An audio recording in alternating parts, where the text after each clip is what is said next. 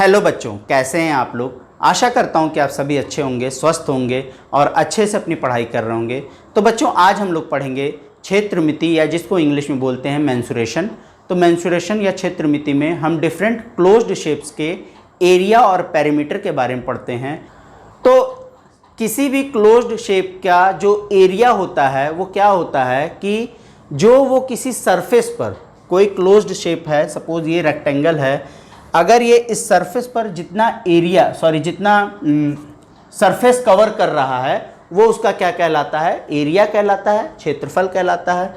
और परिमाप क्या होता है कि जो इसके साइड्स हैं या जो हमारा शेप है उसकी जो बाउंड्री है उसकी जो टोटल लेंथ होगी वो क्या हो जाता है, उसका पेरीमीटर या परिमाप। जैसे इसका पेरीमीटर या परिमाप क्या होगा कि अगर मैं यहाँ से स्टार्ट करूँ, इस लेंथ को मेज़र करूँ और इस लेंथ को मेज़र करूँ, इसको मेज़र करूँ, इसको, और इन सब का टोटल कर दूँ, क्या हो जाएगा, इसका ये पेरीमीटर हो जाएगा। तो ये हमारा रेक्टेंगल है, सपोज इसकी लेंथ है L और ब्रेड्थ है B, ठीक है। अपोजिट साइड्स इक्वल होती हैं इसमें, ठीक है। तो इसका एरिया हमारा क्या हो जाएगा, इसके एरिया के लिए फॉर्मूला लेंथ इनटू ब्रेड्थ, और एरिया का जो यूनिट होता है वो क्या होता है, स्क्वायर यूनिट्स, ठीक है। जो भी यूनिट होगा वो हमारा क्या हो जाता है, स्क्वायर। अगर सेंटीमीटर में है तो सेंटीमीटर स्क्वायर, मीटर में है तो मीटर स्क्वायर। और पेरीमीटर इसका क्या हो जाएगा हमारा, मैंने बताया था कि इन सब की इसकी जो लेंथ है उसको हम क्या कहते हैं, ऐड कर देंगे तो क्या हो जाएगा, AB plus BC plus CD plus DA। तो AB हमारा कितना है, लेंथ है L, BC breadth, CD length and DA breadth. तो ये कितना हो जाएगा हमारा 2L प्लस 2B। तो ये हमारा कितना हो जाएगा, 2 कॉमन ले लिया तो लेंथ प्लस ब्रेड्थ। तो बच्चों चलिए एक एग्जांपल से मैं इसको आपको समझाता हूँ कि सपोज कोई रेक्टेंगल है जिसकी लेंथ सपोज 5 मीटर है, A B C D, length है हमारी 5 मीटर और ब्रेड्थ है 3 मीटर, ठीक है। तो इसका एरिया क्या हो जाएगा, एरिया ऑफ रेक्टेंगल को हम ऐसे लिखते हैं ABCD, that is equal to क्या हो जाएगा, 5 लेंथ इंटू ब्रेड्थ, ये कितना हो जाएगा, और यहाँ पर क्या मीटर है तो मीटर स्क्वायर, तो ये कितना हो जाएगा 15 मीटर स्क्वायर। और पेरीमीटर क्या हो जाएगा हमारा, अगर हमको पेरीमीटर निकालनी हो तो हम क्या निकालेंगे, 2 इंटू लेंथ प्लस ब्रेड्थ, तो क्या हो जाएगा 2 इंटू लेंथ कितनी है 5 प्लस ब्रेड्थ 3, तो क्या हो जाएगा 5 प्लस 3 8, तो ये कितना हो जाएगा 16 मीटर, ठीक है। तो बच्चों नेक्स्ट शेप जो है हमारा वो है एक स्क्वायर है। स्क्वायर में चारों साइड्स इक्वल होती हैं, जैसे यहाँ पर AB A है, BC A है, CD A है और DA A है। यहाँ मैंने A ले रखा है, वो कुछ भी हो सकता है, तो ठीक है। तो इसमें चारों साइड्स इक्वल होती हैं, तो हम इसका एरिया कैसे निकालेंगे, तो एरिया हमारा हो जाएगा एरिया ऑफ स्क्वायर, इसका फॉर्मूला क्या होता है, A स्क्वायर, और जो भी इसकी यूनिट है वो हो जाएगी स्क्वायर यूनिट्स, क्योंकि एरिया का जो यूनिट होता है वो स्क्वायर होता है। और दूसरी चीज़ होती है हमारी पेरीमीटर। पेरीमीटर क्या हो जाएगा, अगर इन चारों को मैं ऐड करूं तो A plus A plus A plus A, तो कितना हो जाएगा 4A हो जाएगा। फॉर एग्जाम्पल कोई स्क्वायर है, ये स्क्वायर है सपोज, जिसकी साइड है 5 सेंटीमीटर, ठीक है। तो ये भी 5 है, ये भी 5 है, ये भी 5 है, ये भी 5 है, ठीक है।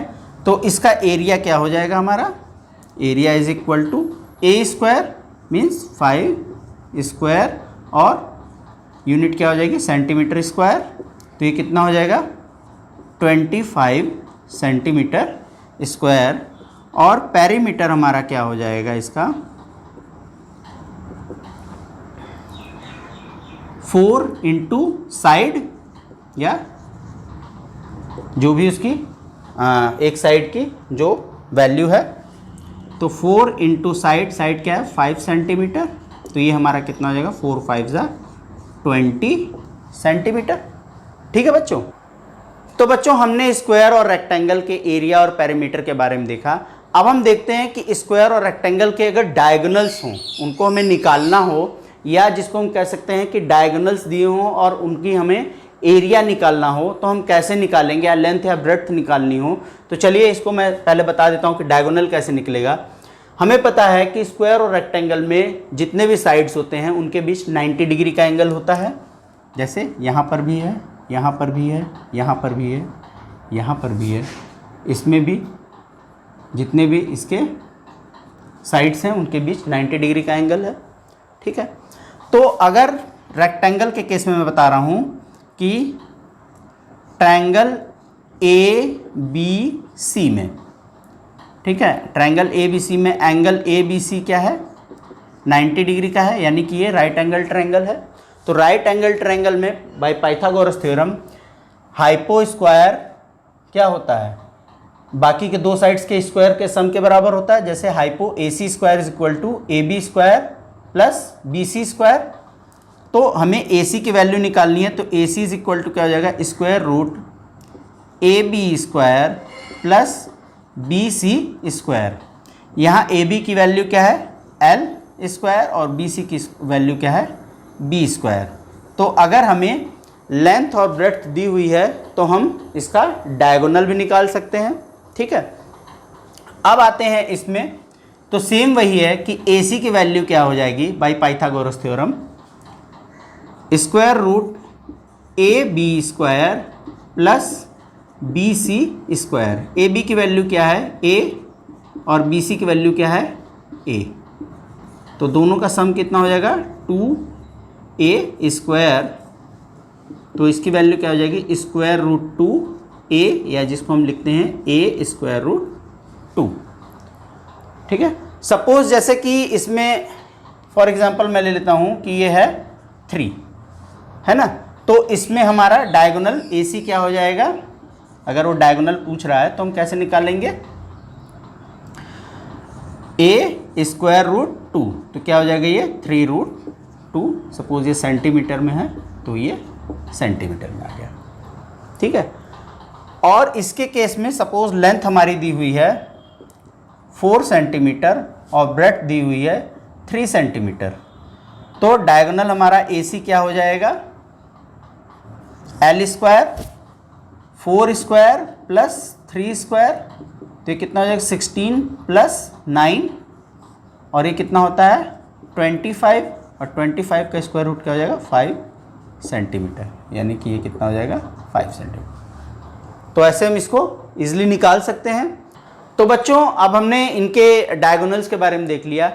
कई बार प्रॉब्लम में ये देता है कि स्क्वायर के डायगोनल दे देता है और हमें उसका एरिया निकालना होता है, मतलब कि हमें साइड नहीं दिया हुआ, उसके डायगोनल की वैल्यू दी हुई है और हमें उसका एरिया निकालना होता है।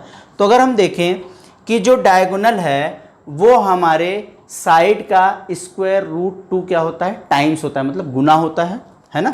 यहाँ पर साइड A है और इसमें स्क्वायर रूट 2 का मल्टीप्लिकेशन हो रहा है, मतलब कि स्क्वायर रूट 2 टाइम्स है। तो अगर हमें एरिया निकालना होगा तो हम कैसे निकालेंगे, एरिया इज इक्वल टू, अगर इसको मैं स्क्वायर करूं तो ये क्या हो जाएगा A स्क्वायर इंटू 2, दोनों का स्क्वायर कर दिया। लेकिन हमारा एरिया क्या होता है A स्क्वायर होता है, तो हमने इसको क्या किया 1/2 से मल्टीप्लाई कर दिया, तो ये क्या हो जाएगा एरिया A स्क्वायर हो जाएगा। यानी कि हमारा एरिया का क्या फॉर्मूला हो जाएगा 1/2 इंटू डायगोनल स्क्वायर। ठीक है, कि अगर डायगोनल दिया हुआ है तो हम क्या करेंगे कि उसका स्क्वायर करेंगे और उसको 1/2 से मल्टीप्लाई कर देंगे तो उसका एरिया निकल जाएगा।